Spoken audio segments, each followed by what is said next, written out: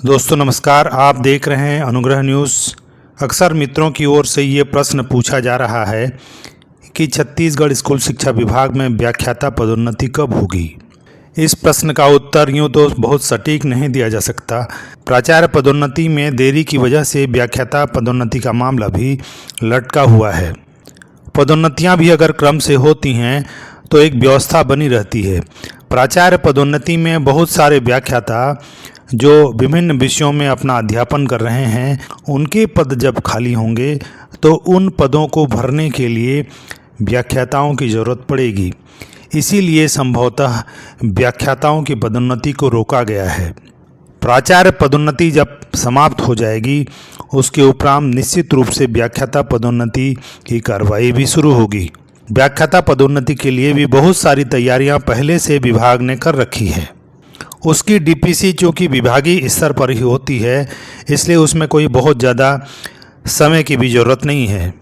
बहुत सारे साथी शंका व्यक्त करते हैं कि इस वर्ष व्याख्याता पदोन्नति नहीं होगी।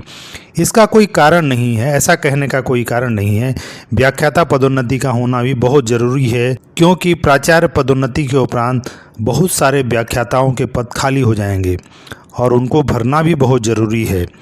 व्याख्याताओं के बिना विभिन्न विषयों का अध्यापन भी बहुत बुरी तरह से प्रभावित होगा, इसलिए व्याख्याताओं का होना तो बहुत आवश्यक है।